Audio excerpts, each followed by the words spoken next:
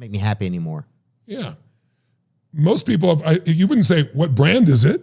Yeah. You go, no. And the reason why is you're no longer a smoker. It's not your identity. If you thought you're a smoker, you might go, well, what brand is it? Well, maybe I'll have one, do whatever it is, right? It's like when people tell me, I'm on day 4 of not drinking or not smoking, I go, why are you counting? So you can tell people how many days you last this time before you go back again? It's like when you change your identity, I'm not one of those, you're not going to do it anymore. So you are in the midst of transforming your identity. You're in the middle of it right now, and you're doing a beautiful job. I'm not, again, blowing smoke. I'm not a bullshitter. Thanks, man. I appreciate it. But I hope you take it in, because you need to own that on your own instincts have led you to a place of real progress. You're not there yet, not where you want to be. And by the way, when you get wherever there is, it won't be enough. You'll want to do more, because we're all supposed to keep growing. That's what makes us happy. But the other one is, let's say, oh, this is amazing. How long does that amazing feeling of achieving your goal last? 6 years? A year? 6 months? 6 days? 6 hours? What would you say? The actual, for me, it doesn't last really long. I don't feel that kind of stuff very much. Yeah, well, also you'd be numbed by those drugs, right? But for most people, it's somewhere between 6 hours and probably 6 weeks. Right, so not super long. No, and so the purpose of life is not just to get your goals. Your goals, or you're getting what you want, doesn't make you happy. What makes you happy is who you become in pursuit of those goals. So the growth, the progress, even if you don't achieve it yet, but you start losing weight, or you start building muscle, or you start making your relationship better, or you start to build a business, the progress is what makes you feel alive, because we're all made to either grow or die. If your relationship's not growing, it's dying. If your business is not growing, it's dying. There's no in-between bullshit. That doesn't work. So, and when you grow, you have something to give. And what makes people fulfilled is growing and giving, sharing it with somebody, because there's only so much joy you can have by yourself. Drugs, alcohol, entertainment, sex with yourself, whatever. By yourself, there's a limit to what you can feel. That's why whenever something great happens, most of us want to tell someone, share it with somebody we love. Because when you share it, it magnifies it. So that's really what we're trying to show people, is how to create that kind of progress. And the problem in New Year's is, as you said, a resolution is just like, what do I want? And they don't think about it in any depth. They say it, and then here's the problem. They don't take it beyond that. They have no plan, right? Or it's a very simple plan. And by February 1, by the 1st of February, 95% of those things are already broken. But what they're really missing is there's like my New Year's resolution in December. Well, you need a path. And so if you want to make your relationship better, your business better, your life better, it starts with knowing what you want. You got to say, what do I want? Why do I want it? And what kind of person would I have to be to have that stay? And then you got a second step where you got to tell yourself the truth, which is there's a gap between where I am and where I want to be. And don't bullshit yourself. Don't go, I'm a little overweight, or I'm fat because I'm big boned. No, you're fat because you have poor habits, right? That's how it works. Yeah, some people, I remember this. People always like, he'll grow out of it. And I'm like, dude, he's 34. Like my buddy's grandma was like, it's just baby fat. He'll grow out of it. It's like, we all have different, but it's like, he ain't fucking, Ronnie ain't growing out of it. The reason you don't grow out of it is you have to see what's causing you to have that gap. And it's one of only a couple things. Either you got fear, so you're not taking action, or you might have, for example, some limiting beliefs like it never works, I've tried everything, the good ones are gone, so you don't even begin.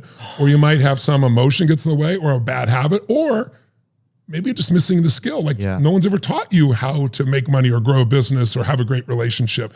So you're learning on the job, and it's painful to learn on the job. So I've always said, find somebody who's extraordinary at something, or many people, figure out what they're doing and do that. It's called modeling. Instead of reinventing the wheel. Now you can add yourself to it. But modeling gives you the pathway to power. And then once you know what you want, why you want it, you're honest about the gap, you come up with a quick plan, not a perfect one, and you start taking action, and then you face your demons, you slay your dragons. What needs to change? Like, okay, I'm never gonna have a relationship if I'm numb all the time. So I gotta change this. It's hard, but I'm gonna do the hard thing. Right. And when you do the hard thing, you get momentum. And then what was hard becomes easy after a while. And that's really the secret. Dang. Gosh.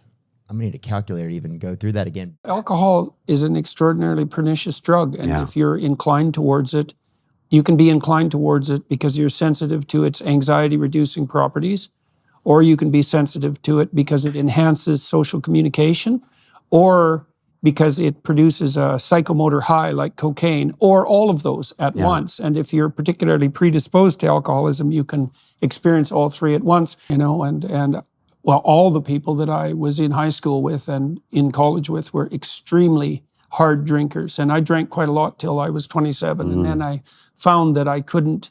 Well, first of all, my life was taking a pretty professional turn. And second, I found that there was no bloody way I could write seriously and think seriously on an ongoing basis if I was hungover. So, and I got married and I was going to have kids, and I thought, yeah, enough of this. And so I had a bit of, I thought when I was 50 that I might be able to drink again socially. And I toyed with it for about a year and found out that I was probably just as stupid at 50 as I had been at like 25, and decided to dispense with that too, which was definitely, I've watched too, as I've gone around the world, I've met very, very many people in many, many social occasions. And because I don't drink anything at all now, if I go out and watch people drinking, it makes everybody stupid and fuzzy-minded. And, the problem is when you're drinking, you think you're cool, but, you have those same delusions that Homer Simpson's friend Barney had when he was drinking, that you're this kind of, elegant and sophisticated comedian. And it just makes everybody stupid. I would argue that the real problem is that it does that. But name me one gift that you have that is enhanced by altering your mental state. How is me smoking weed or being drunk or getting high going to make my natural gift better? None of God's natural gifts need anything. God don't need your help, man. God gives you a gift. He don't need your help to enhance it. He needs your attention, your faith, your prayer to enhance your gift. None of God's natural giving. You don't cook better when you high. I'm sorry. You don't do hair better when you high. You don't sing better when you drunk. You don't, man. You keep doing it. Look at all these stars who turn to drugs and stuff, and their whole career go downhill. How many times you got to see that to understand that that's not the intent of God? How do I put this? When you go on a run of not drinking, it's all about you.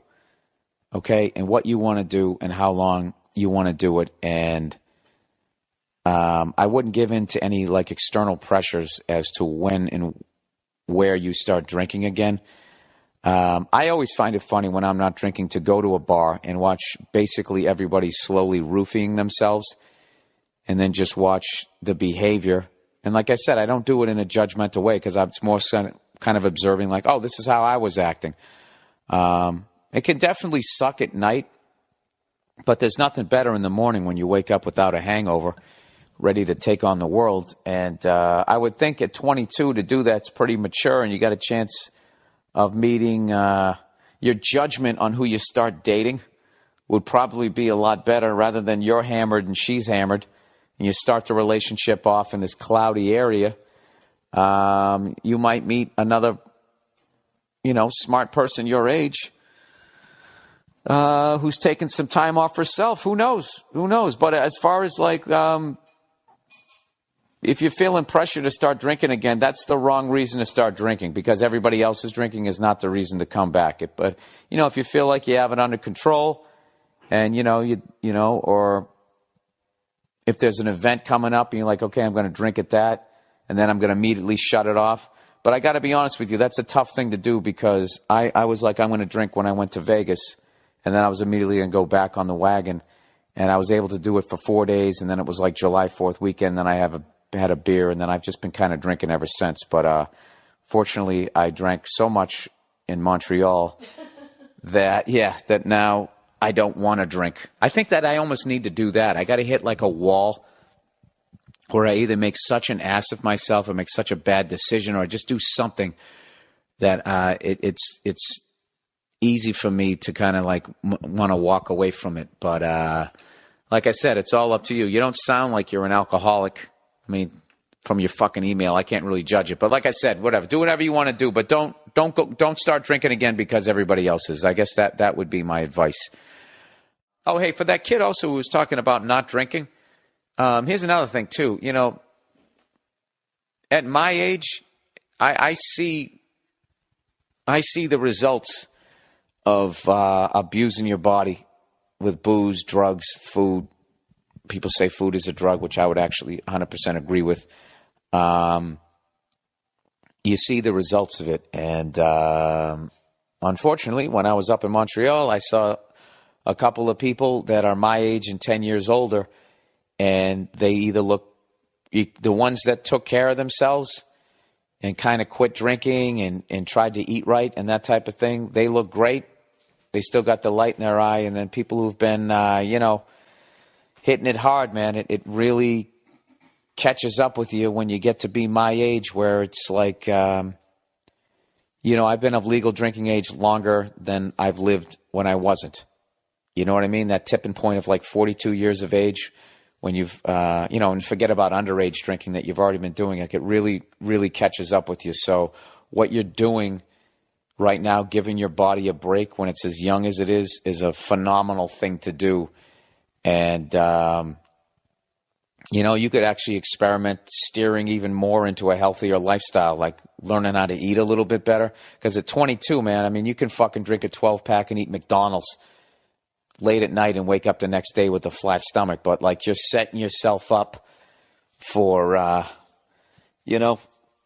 just basically being a human being is no different than being an athlete. It's just the timeline is stretched out a lot longer. Like, Father Time is going to get all of us, but, those athletes who throughout their career, early in their career, took care of themselves have longer careers. And if you'd like to have a longer career, in other words, a longer life, like doing what you're doing is a great thing. So, I don't know. When you look at it that way, there's really no peer pressure. Is there really peer pressure to die sooner?